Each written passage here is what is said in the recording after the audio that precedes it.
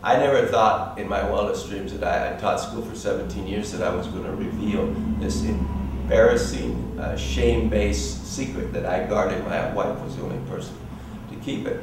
And then after about 15 years of that, talking, you know, it just, maybe I should be doing something personally to at least try to teach some people. Right now, we're definitely committed to bring EBLI to the world and help teach the world to read.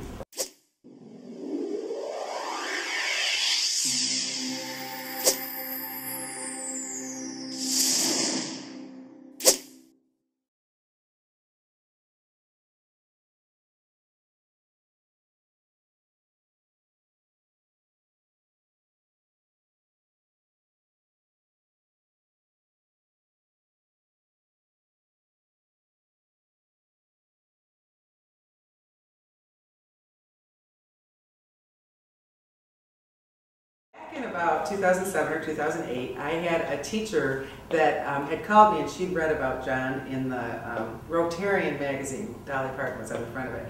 And she said, "Have you read his book? Because it sounds just like what you talk about."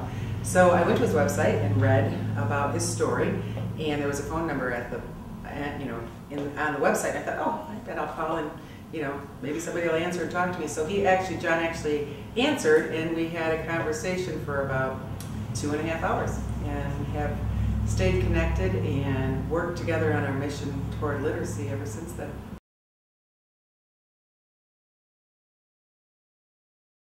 One of the things is that the key to teaching people how to read, write, and spell is proper instruction, and proper instruction comes from properly trained teachers and from institutions that properly prepare them. So I have really observed EBLI for 4 or 5 years, very close, even from the very beginning. And I was slow to move towards making any kind of commitment to it because I had traveled a lot, and a lot of people had told me they found the silver bullet, and it didn't pan out so good. So I was cautious in that. But over the years and the observation, we've adopted it in the foundation, in our tutoring program, and we know it works.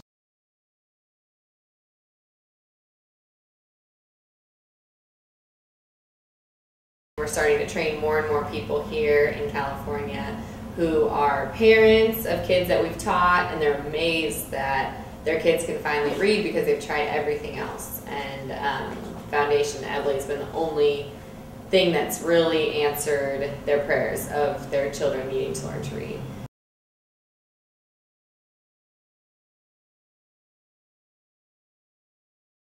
But we have so much science now, so much knowledge, and we just haven't been able to close that gap between what we know and what we do, and that's really the focus.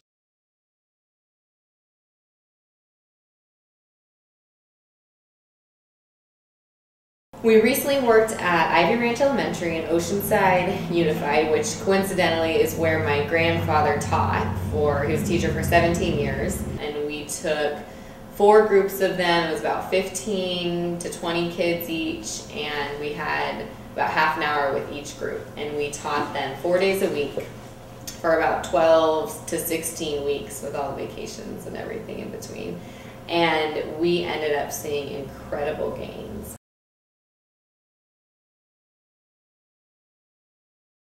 The principal said that for the first time, no one in 2nd grade is even being looked at to be in special ed. So we know that that's a result of our work, because if a child can't read, they will not be able to do anything else in any class, in any grade.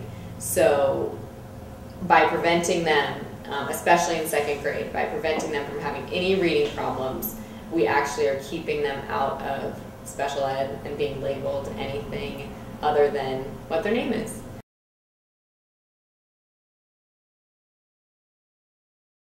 EBLI is a known entity in Michigan.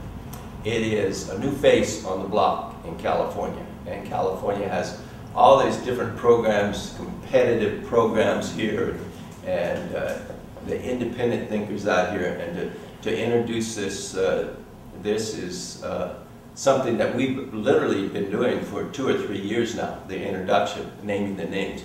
And I think that that's the other piece of it is to be committed to train as many